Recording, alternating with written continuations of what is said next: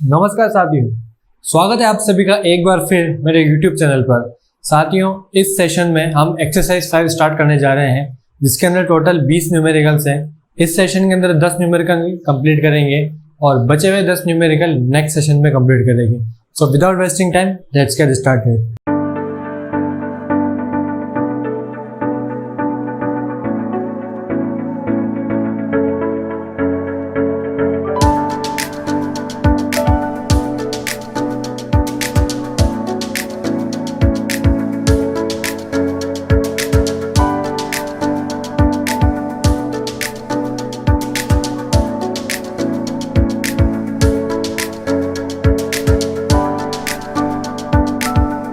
So first numerical कहता है a ship of 16,000 ton displacement and TPC 20 is afloat in salt water at 8.0 metre draft. Find the draft in fresh water. ठीक है guys, एक ship है जिसका displacement यानी कि उसका मास या वेट 16,000 टन है, TPC उसकी 20 है और वो सॉल्ट वाटर के अंदर अभी फ्लोट कर रहा है।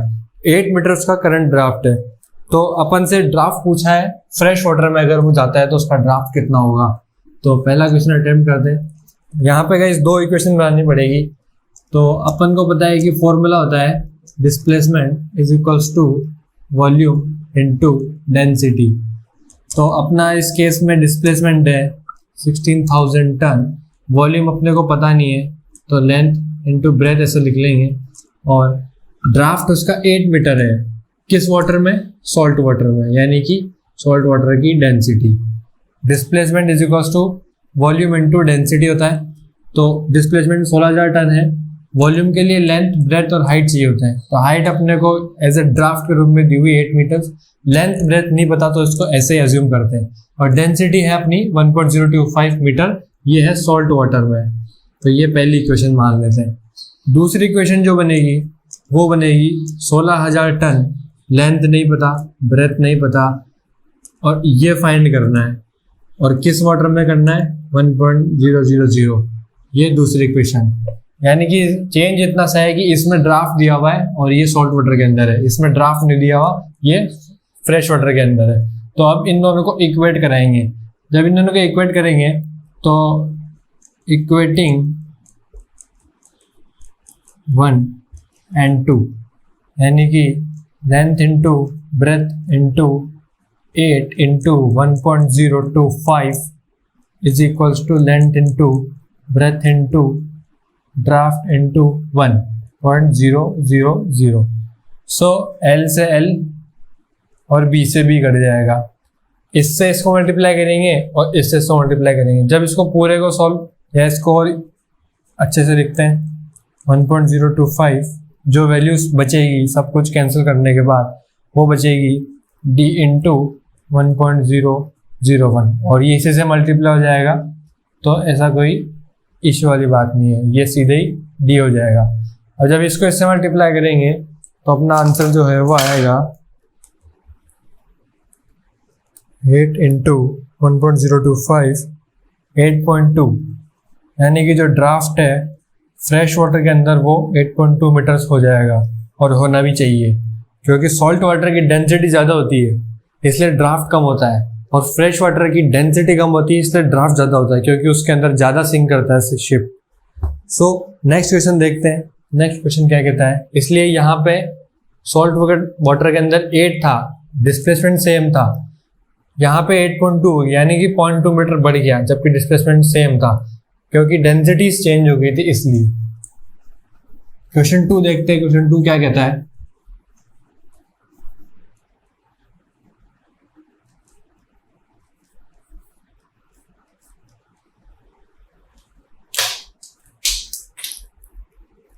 a ship goes from water of relative density 1.008 to salt water.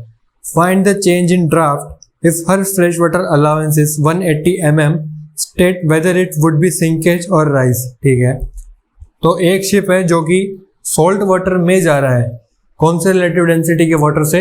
1.008 से लेके 1.008 से वो 1.025 के वाटर में जा रहा है, यानी कि वो जो है अभी वो फ्रेश वाटर की डेंसिटी क्या है, लेकिन वो सॉल्ट वाटर की डेंसिटी में जा रहा है। तो अब सॉल्ट वाटर की डेंसिटी ज़्यादा होती है तो ड्राफ्ट कम होगा, यानी कि वो राइज होगा, सिंक नहीं होगा। जो इसने पूछा है कि इट वुड बी सिंकेज और राइज, तो ये राइज होगा। ठीक है, अब कितना होगा ये निकालना पड़ेगा। तो इसके लिए अपने को पहले एक फॉर्मूला लगाना पड़ेगा, dock water allowance is equals to change in relative density divided by 0.025 multiplied by FWA, that is called fresh water allowance. So DWA means dock water allowance और FWA means fresh water allowance. Fresh water allowance DWA का मतलब क्या? Fresh water की density और salt water की density के जो बीच में डेंसिटीज लाई करती है उस वाले वाटर की डेंसिटी को डॉक वाटर कहते हैं। फ्रेश वाटर की डेंसिटी 1, सॉल्ट वाटर की डेंसिटी 1.025, ये दोनों फिक्स है। इनके बीच में कोई भी वाटर रहेगा तो उसको डॉक वाटर बोलेंगे। ठीक है, इसलिए यहाँ पे डॉक वाटर अलावेंस है और उसकी डेंसिटी 1.008 है।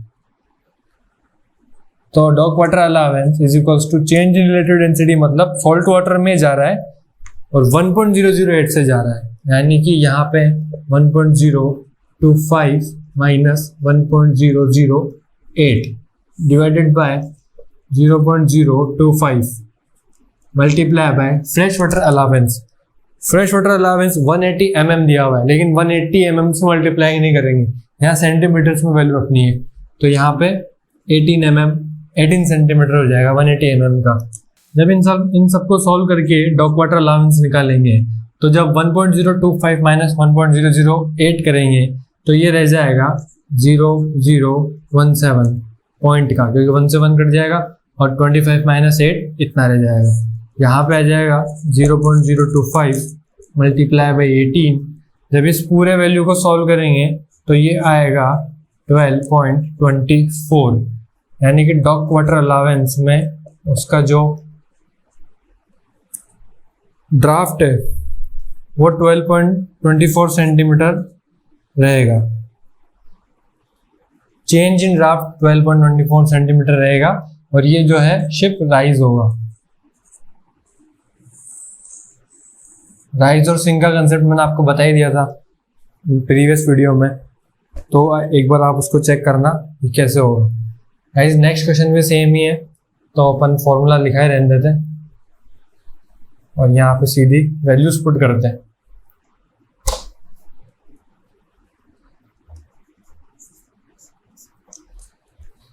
क्वेश्चन थर्ड कहता है a vessel goes from water of relative density 1.0102 to fresh water. If her fresh water allowance is 160 mm, state whether she would sink or rise and how and by how much. So ये अभी 1.010 की उसमें है ship, ठीक है, और ये जा रहा है फ्रेश वाटर की अलाउंस की तरफ, मतलब 1 इस डेंसिटी से इसमें जा रहा है।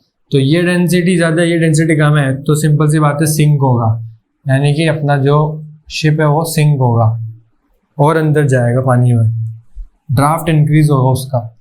अब यहाँ वैल्यूज क्या क्या है वो देखते हैं। तो 1.010 minus 1 divided by 0.025 multiply by fresh water allowance दिया हुआ है 16। तो जब इस पूरे को सॉल्व करेंगे, मतलब 1.010 में से -1 करके इसको इसे डिवाइड करके 16 से मल्टीप्लाई करेंगे तो ये आएगा 6.4 सेंटीमीटर और ये आएगा सिंक, यानी कि जो भी उसका करंट ड्राफ्ट होगा उसमें इतना और सिंक हो जाएगा, मतलब इतना और ड्राफ्ट इंक्रीज हो जाएगा। ठीक है, अब नेक्स्ट क्वेश्चन चलते हैं। फोर्थ क्वेश्चन भी सेम ही है।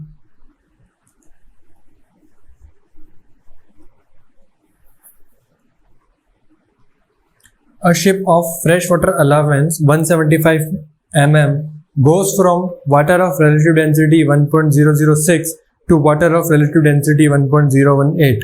Find the amount of sinkage or rise. तो ये राइज होगा क्योंकि 1.006 से 1.018 की तरफ जा रहा है, यानी फ्रेश वाटर की डेंसिटी से सॉल्ट वाटर की डेंसिटी में जा रहा है, यानी कि राइज होगा, इतना तो कंफर्म है। और इसमें भी सेम ही लगेगा, यानी कि 1.018 minus 1.006 divided by 0.025 multiply by 175 mm, यानी कि 17.5 सेंटीमीटर।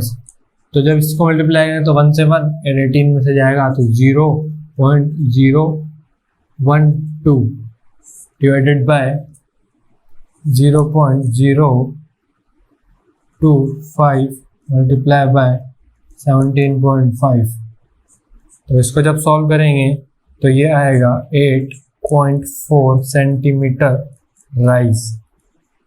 8.4 सेंटीमीटर तो इससे आ जाएगा, और राइज क्यों होगा? क्योंकि वो इस डेंसिटी से इसमें जा रहा है, यानी कि फ्रेश वाटर की तरफ से वो सॉल्ट वाटर की डेंसिटी की ओर जा रहा है, इसलिए इसका 8.4 सेंटीमीटर राइज होगा।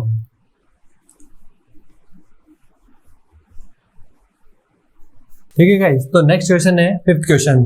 फिफ्थ क्वेश्चन क्या कहता है? A ship's stability data book indicates that her load displacement is 18,000 ton and TPC is 25.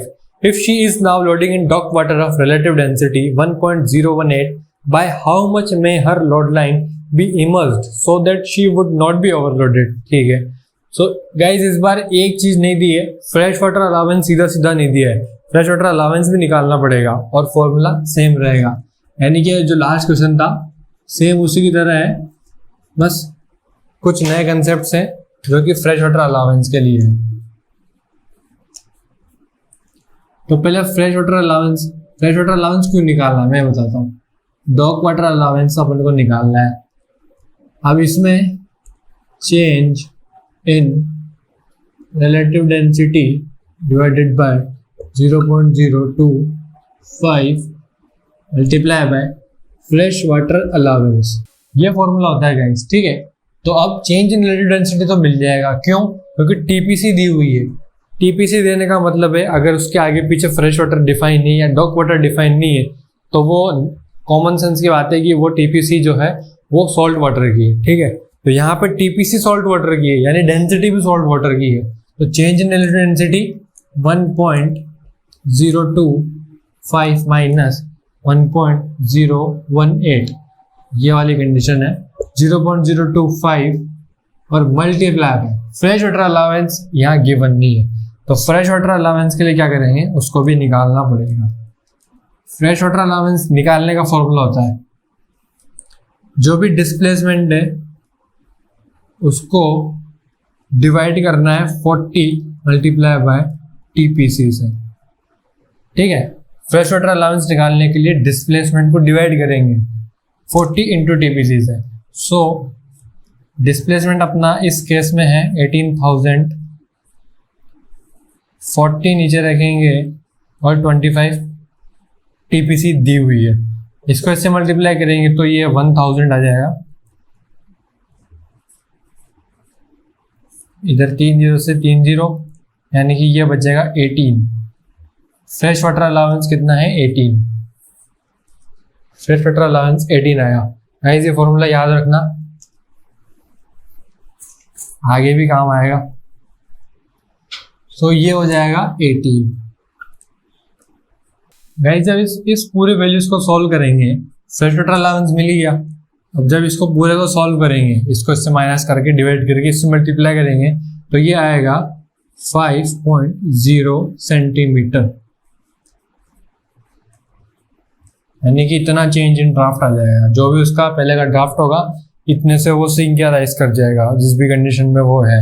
ठीक है, उसके बाद चलो चलते हैं नेक्स्ट क्वेश्चन पे। नेक्स्ट क्वेश्चन, सिक्स्थ क्वेश्चन कहता है अ box shaped vessel 20 into 4 into 2 meter has a mean draft of 1.05 meter in salt water. Calculate her draft in dock water of relative density 1.012. ठीक है गाइस, तो sixth question देखते हैं। Sixth question easy है, बस 2 equations बनानी है और फिर काम हो जाएगा इसमें भी। सिक्स्थ क्वेश्चन क्या कहता है? अब बॉक्स शेप वेसल 20 मीटर और 4, सीधे फॉर्मूला लगाते हैं। चलो तो दो इक्वेशन बनेगी। तो पहली इक्वेशन बना देते हैं कि 20 इंटू 4 इंटू मीन ड्राफ्ट दिया हुआ है गाइस 1.05 मल्टीप्लाई बाय 1.025, ये पहली इक्वेशन है। यानी कि ये जो भी वैल्यूज है ये सॉल्ट वाटर के रेस्पेक्ट में है। अब दूसरी बनेगी वो रिलेटिव डेंसिटी यानी डॉक वाटर के रेस्पेक्ट में होगी। तो 20 इंटू 4 इंटू ड्राफ्ट निकालना है और ये है 1.012, ये सेकेंड इक्वेशन। दोनों को इक्वेट कराते हैं। तो 20 into 4 into 1.05 multiply by 1.025 is equals to 20 into 4 into draft into 1.012।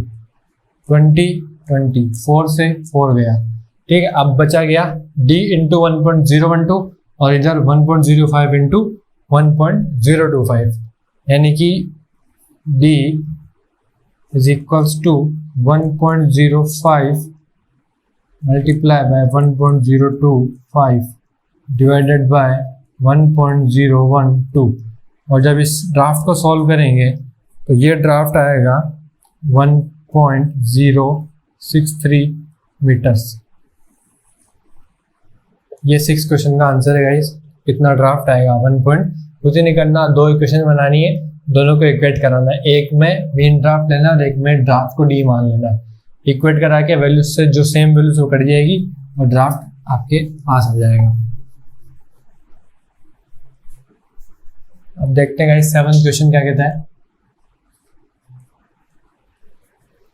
A box shaped vessel 18 into 5 into 2 meter floats in dock water of relative density 1 at draft of 1.4 meter. Calculate the percentage reserve buoyancy when she enters salt water.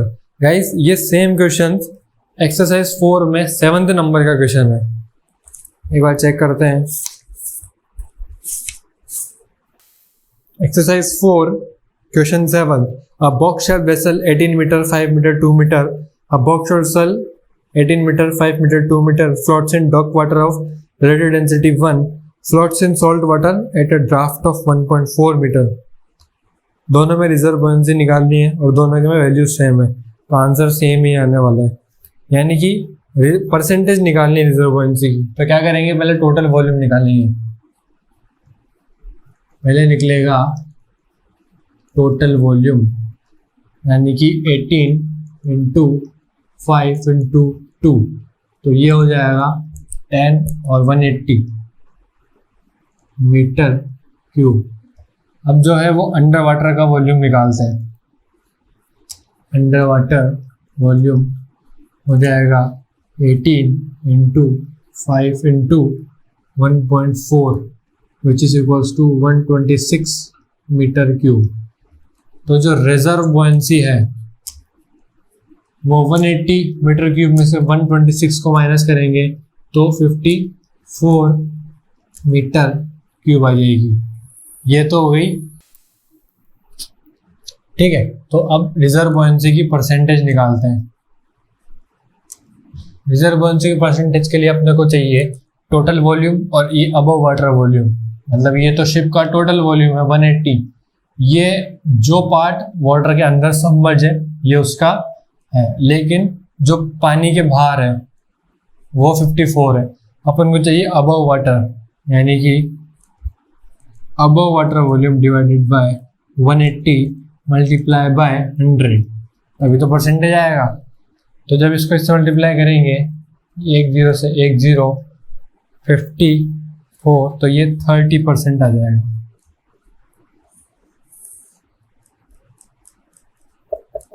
Reserve बुओयेंसी percent 30%। Guys लेकिन यह एक glitch है, book के अंदर answer है 31.71%। ये पता नहीं ऐसा क्यों है, बट इसका जो आंसर है वो 30% ही होना चाहिए।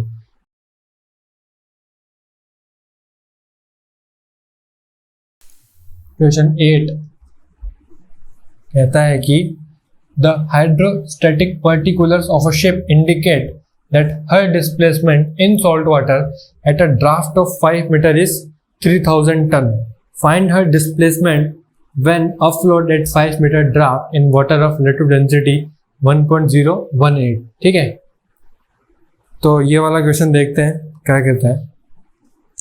ठीक है गाइस, तो इस क्वेश्चन को पहले समझते हैं कि ये कहना क्या चाह रहा है, या मैं आपको समझाता हूँ। The hydrostatic particular of a ship indicate that her displacement in salt water at a draft of 5 meter is 3000 ton। यानी कि एक शिप है जिसका हाइड्रोस्टैटिक पर्टिकुलर की टेबल में से जब डेटा निकाला गया तो सॉल्ट वाटर का जो डिस्प्लेसमेंट है 5 मीटर के ड्राफ्ट पे वो 3000 टन है।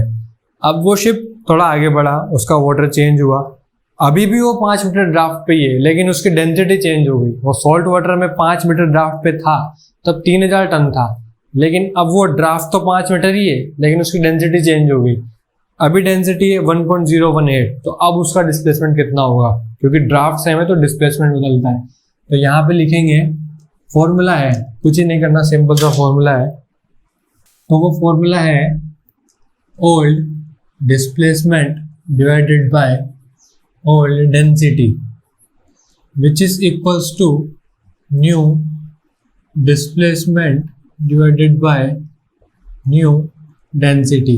गाइस ये फॉर्मूला याद रखना, अगर ओल्ड डिस्प्लेसमेंट सेम है किसी डेंसिटी पे तो नया डिस्प्लेसमेंट निकाला जा सकता है अगर डेंसिटी दी हुई हो तो अपने को पता है कि अपना ओल्ड डिस्प्लेसमेंट यानी कि शिप का जो मास है वो है 3000 टन। ओल्ड डेंसिटी अपनी है 1.025 यानी कि सॉल्ट वाटर की डेंसिटी। नया अपने को निकालना तो उसको x मान लेते हैं, और नए की डेंसिटी अपने को पता है कि 1.018 है। इसको इससे मल्टीप्लाई करते हैं और इसको इससे मल्टीप्लाई करते हैं, यानी कि 1.025x जो कि नया वेट है इस डेंसिटी के अंदर, उसको इससे मल्टीप्लाई करते हैं तो ये आता है 3054। ठीक है, तो अब x निकालने के लिए इस वाली वैल्यू को 1.025 से डिवाइड कर देंगे। यहाँ इसको हटा देते हैं क्योंकि स्पेस का थोड़ा चक्कर है हमारे बोर्ड पे। ठीक है गाइस, तो x की जो वैल्यू होगी वो होगी 2979.5 टन्स। ये हमारी x की वैल्यू होगी, मतलब इतना उसका डिस्प्लेसमेंट चेंज होगा डेंसिटी के अकॉर्डिंग। डिस्प्लेसमेंट एक्चुअल चेंज नहीं होगा, ऐसा नहीं है कि वो सॉल्ट वाटर से फ्रेश वाटर या डॉक वाटर किसी भी अलग डेंसिटी में जा रहा है तो अपना कार को जेट से नहीं कर देगा, ऐसा नहीं होगा, ऐसा नहीं होगा। ठीक है गाइस, तो अब चलते हैं नेक्स्ट क्वेश्चन की तरफ जो कि है 9th क्वेश्चन। और 9th क्वेश्चन बहुत अच्छा क्वेश्चन है, देखना कैसे है, इसका कंसेप्ट बड़ा अच्छा है। 8th क्वेश्चन का भी अच्छा था, 9th का मुझे थोड़ा अच्छा लगता है, बिल्कुल सिंपल कंसेप्ट है इसलिए। 9th क्वेश्चन क्या कहता है पहले पढ़ते हैं फिर मैं समझाता हूँ। A vessel displaces 4500 ton of fresh water at a certain draft. Find her displacement at the same draft in water of relative density 1.020। ठीक है गाइस, तो ये क्वेश्चन क्या कहता है मैं आपको समझाता हूँ। ये क्वेश्चन कुछ भी नहीं कहता है, ये क्वेश्चन सेम 8 क्वेश्चन जैसा ही है, फॉर्मूला बस वही लगेगा, old displacement divided by old density which is equals to new displacement divided by new density। guys values change है, बाकी सारी चीजें वही है। तो पुराना डिस्प्लेसमेंट है 4500 टन, पुरानी डेंसिटी है फ्रेश वाटर की यानी कि 1, जो कि इक्वल्स है नया डिस्प्लेसमेंट के, और नई जो वो है 1.020। इसको इससे मल्टीप्लाई करेंगे तो सीधा ही आ जाएगा 4500 इंटू 1.020, 4590। एक्स को इससे मल्टीप्लाई करेंगे तो ये एक्स ही आ जाएगा, और इसको इससे मल्टीप्लाई करेंगे तो आंसर आएगा 4590 टन्स। न्यू डिस्प्लेसमेंट इतना होगा 4590 टन। देखा गाइस कितना सिंपल था, इसलिए मुझे अच्छा लगा क्वेश्चन। गाइस ये लास्ट क्वेश्चन है, अब 10th क्वेश्चन।